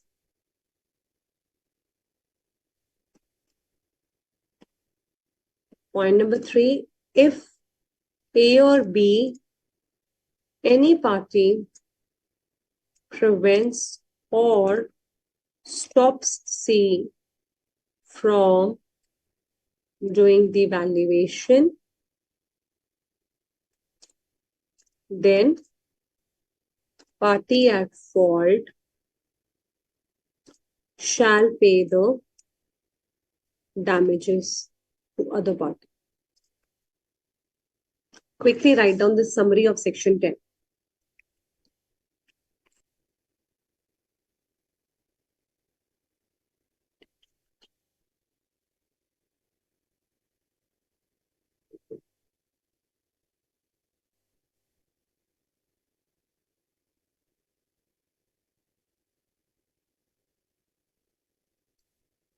All right, Ujjwal says crystal clear. That's great. So that means you've understood. Now we'll do an example related to this. Again, it will become more clear. Everyone has written? What if the seller knows? Would it be considered void? Mansi, if the seller knows, so you have to prove the point that if the seller is the party at fault, pay the damages. Finish. But if the seller is knowing that he cannot do the valuation and the buyer has used the goods, then pay a reasonable price for that. Simple. Right? Okay, Pradeep, you will understand it in a better way with the help of this example. See, for example, this is the same example which is given in the study. I've just taken it with few pictures so that you understand in a better way. So first of all, whenever you see a case study in sale of goods, always mark it. P agrees to sell means P is a seller. Write down in your study material. S is the buyer. At a price to be fixed by Q. Who is Q? Can anyone tell me? Q is a third party who is going to do the valuation, the valuer. Very good, Ujjwal and Tanya. He is the third party. So again, now this is section 10, agreement to be selling at valuation to be done by third party. Now what happened? He gave the delivery of one bike and refuses to fix the price. So Q refuses to fix the price. So there are two cases. There are two different bikes. One bike has already been given to Mr. S. That means he has appropriated that bike. He has used that. And for the second bike, he has refused to do the valuation. So when Q refuses to do the valuation, what will happen to the agreement? It becomes void. But for the first bike that you have used it, you have taken it back home. What do you need to pay for that? Reasonable price. Sadhani, Vardhan, Anjali, Tanya, excellent answers. Very good, Ujjwal. So this is the analysis that I've written for you in my presentation also. That here the bike has been delivered and he's claiming the second bike also. So how we apply the legal provisions? Point number one, whenever there is an agreement to sell the goods and valuation cannot be done, agreement becomes void. If third party is prevented because of the fault, liable to pay the damages. But if you have received the goods, then you must pay the reasonable price. So S, number one, must pay a reasonable price for the first bike. For the second bike, he can avoid the contract. Is that clear to everyone? So that is how you have to learn. For section 9, you will learn 3 different modes, how the prices are to be fixed. Section 10 talks about the fourth mode exclusively, where the valuation is to be done by third party. Uske under 3 subpoints. Number 1, if the third party is not doing the valuation, the word is void. Number 2, if you have used the goods, pay the reasonable price. Number 3, if any of the parties at the fault, pay the damages to the other party. Clear? All right. So, ma'am, we are done with the syllabus. You can talk to them, and if time permits, we can take up more questions also. Okay. How many questions are left, Harleen, if you want to take? Ma'am, 2 only. You can take the questions. Okay. I want to talk only for 2-3 minutes. You just continue. Not a problem. Not a problem. Okay. Anyone have any doubts still here?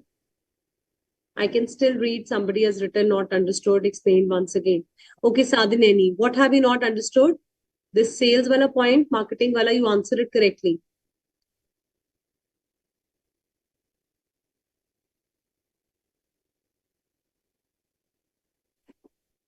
All right, let's do one more question. Now, this is very, very important question that I wanted to discuss with you. Sales wala beta kaun sa?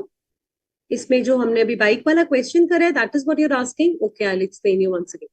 So here he is trying to tell you that when he has sold the goods, bike अपनी जब वो बेच रहा है तो उसकी valuation क्यों ने करनी थी? अब नंबर 1 पॉइंट है, क्यों ने वैल्यूएशन करने से मना कर दिया, रिफ्यूज कर दिया, तो फिर कॉन्ट्रैक्ट क्या हो जाएगा? कॉन्ट्रैक्ट वॉइड हो जाएगा. उसने सेकेंड बाइक के लिए कॉन्ट्रैक्ट को वॉइड कर दिया जिसके लिए उसने मना करा. बट फर्स्ट बाइक के लिए जो उसने यूज कर ली है, जो उसने ले ली है, उसने कहा आप रीजनेबल प्राइस पे कर. So for the first bike he will pay the reasonable price.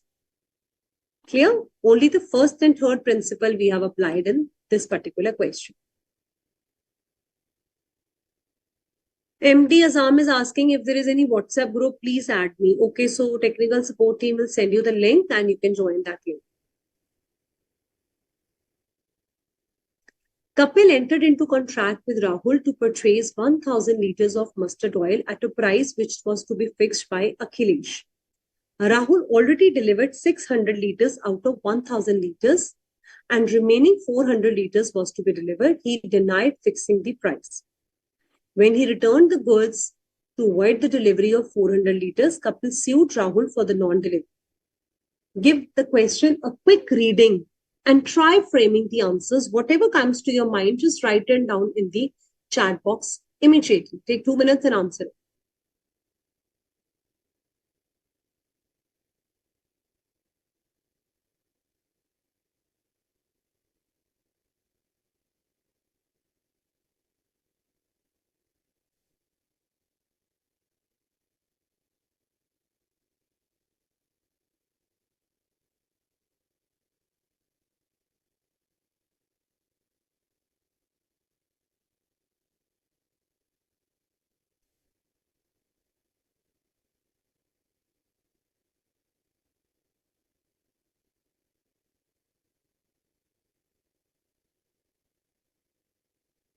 Always remember, Rahul is a seller, Kapil is entering the contract to purchase, Kapil is a buyer, Akhilesh is the third party.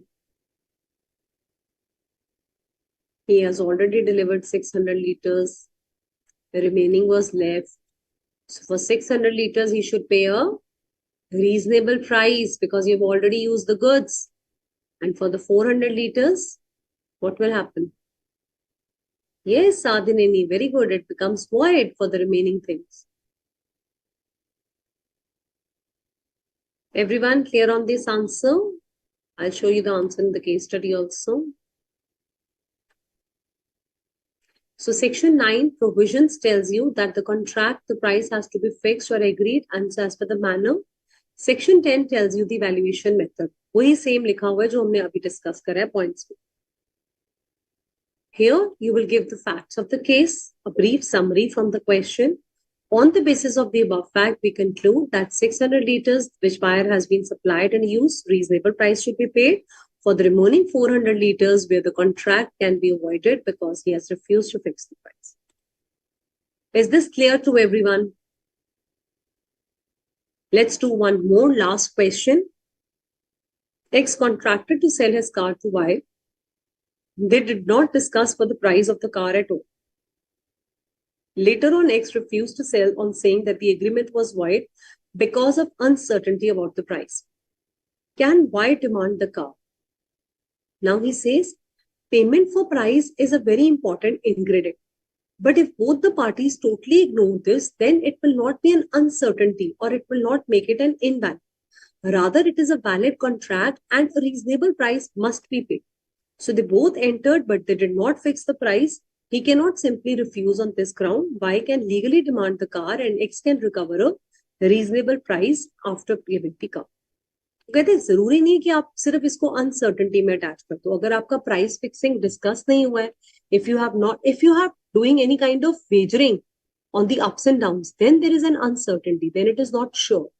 But if you're simply saying that we forgot to fix the price, then reasonable price is the thumb rule that you have to pay for. Is that clear?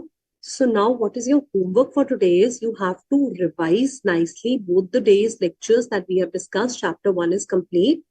All the descriptive questions that are given on the back of the study material, do a written practice of that. Because children, more and more you write and practice, the more and more the things will go and fed over here. Clear? Anyone still having any doubts? You can raise your hands and ask your doubts.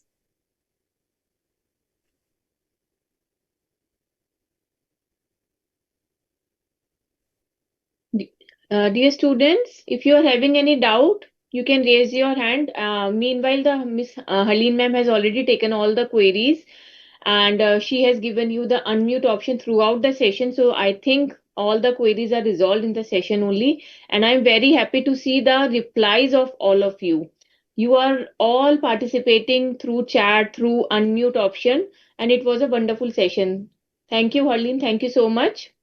Thank you, Yes, ma'am. we have completed unit 1, that is the formation of contract of sales yesterday and today. Okay, there were 2 classes for this chapter and the notes and assignment we have uploaded. You can see the assignment also. You have to, homework is this, that you have to complete the assignment before the Wednesday class. Okay, on Wednesday and Friday, we will have the session for unit 2, that is the conditions and warranties. Then Sunday onwards we will start our unit 3. Okay, so one information regarding the RTP. In the last week we have uploaded the RTP.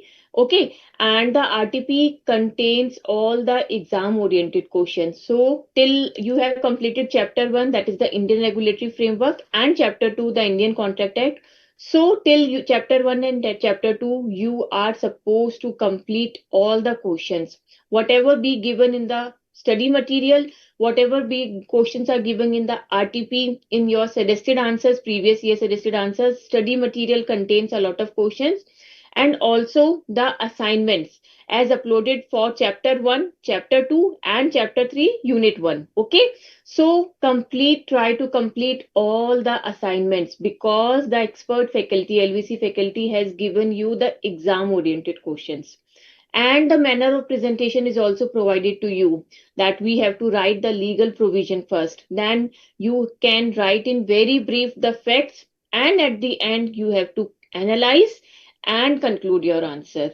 Okay, and for January 2026, time is very less. If we calculate the number of days, it will amount to around 70 days, because October is going, only November and December we are having in our hands. January you are having the exams, so we are now not counting. So you have very less time to prepare. Just you have to gear up. You have to increase your speed. Okay. And one query of Muskan was that she has attended the only today class. She has attended till today only. So Muskan, I want to convey you that recorded lectures, as Harleen ma'am has already told you, that the recorded lectures are available. You can see the recorded lectures. Also, if you are having any query of chapter 1 and chapter 2, you can download the BOS mobile app, and there is a portal of Ask Your Query. You can raise your query, and once the LVC will be finished, we will have subject specific chapter wise webinars also. Okay, we will have 2 webinars for Indian Contract Act, one for SOGA. So you can ask your query in that webinars also. I am giving you unmute option. Just a second. Yes. Muskan, you can talk. Yes ma'am. Ma'am good afternoon. Good afternoon. Ma'am मैंने ना जैसे कि आपने बताया कि webinars वगैरह जो हुए हैं होंगे अभी आफ्टर द क्लास 5 दिसंबर के बाद. रिकॉर्डिंग्स जो भी हैं वो मैं देखूं तो मैम जो भी डाउट्स होंगे, आपने बोला कि बीओएस ऐप पे पूछ लूं, तो ma'am face to face 1-to-1 doubt clear हो जाएगा? नहीं, वो तो आपकी लाइव क्लास में होता है ना. लाइव क्लास आपने लेट कर दिया. लाइव क्लास तो आपकी, आप देखो 10 to 11 sessions are already completed, तो you are late for that. तो मैम रिवीजन क्लासेस होगी, तो जब जैसे क्लासेस होंगी, बट ओनली जैसे आपको मैंने बताया वेबिनार्स होंगे. जब एलवीसी आपकी खत्म हो जाएंगी तो वेबिनार्स होंगे, तो वेबिनार्स में you can ask your queries. Okay ma'am. Ma'am एक और डाउट है कि बाकी चैप्टर्स के भी सब्जेक्ट पे ऐसे करने चालू करूँ, क्योंकि बिकॉज मेरे इंस्टीट्यूट में बहुत ज्यादा सिलेबस लेट खींच रहे हैं, और जहाँ पे मैंने लगवाई तो वहाँ प्रॉब्लम आ गई है. तो अब खींचूं मैं सिलेबस तो कंप्लीट हो जाएगा, या कैसे करूँ? थोड़ी आप अभी भी स्टार्ट कर सकते हो. मैंने जैसे आपको बताया अभी भी 2 months हैं, तो 2 months किसी बच्चे के लिए बहुत कम है. किसी बच्चे के लिए अगर वो यूटिलाइज करे तो 2 months are more than sufficient. It's up to you, है ना. तो प्रैक्टिस आपको करनी है, हार्डवर्क आपको करना है.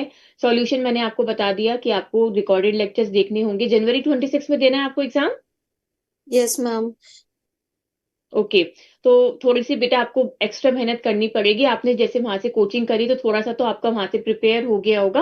अब आप उसकी रिकॉर्डिंग देखिए. कोई भी क्वेरीज होती है तो बीओएस मोबाइल ऐप पे भेजिए, या फिर वेबिनार. मैं आपको ये सजेस्ट नहीं करूंगी कि आप वेबिनार तक वेट कीजिए, और साथ में जो हमारे सोगा पार्टनरशिप चल रहा है उसको साथ साथ लाइव क्लासेस कीजिए, ताकि आपके डाउट्स साथ साथ क्लियर होते रहे. अभी मैं आपको कहूंगी कि आप पहले सोगा पे और पार्टनरशिप पे कीजिए.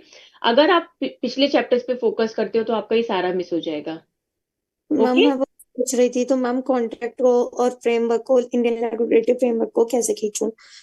और बाकी चैप्टर्स मैथ्स में भी सिलेबस ऐसे ही हो रहा है मेरा. मैथ्स का तो मैम ये लगा लो कि कुछ भी क्लियर नहीं है. तो मैं कैसे करूं इस टाइम नहीं पे? बेटा, मैंने आपको बताया ना, करना तो आपको पड़ेगा. क्योंकि I'll suggest, ma'am.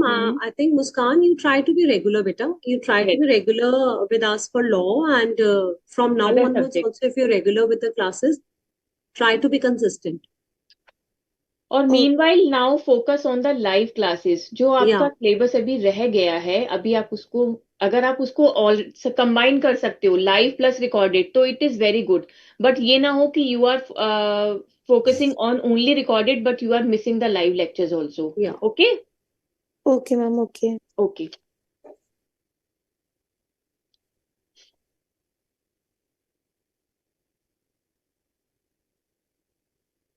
Yes Arita. Ma'am मुझे ये पूछना था कि जब मैं अपना कोई भी क्वेरी ऐप पर डालती हूँ तो वो सेंड नहीं होता है, सबमिट नहीं होता है. बेटा कुछ टेक्निकल प्रॉब्लम होगा, क्योंकि हमारे पास तो डेली बेसिस पे काफी क्वेरीज आती हैं, and we are replying them also. एक बार मैम, आप iOS मोबाइल ऐप को दोबारा से डाउनलोड कीजिए, ठीक है? Okay ma'am, okay okay ma'am. Okay. Yes, Sadhini. Ma'am, all assignments which were posted and Sadhini was speaking now. Can't hear. कौन सा form? Arita, please mute yourself. If any other queries left, beta.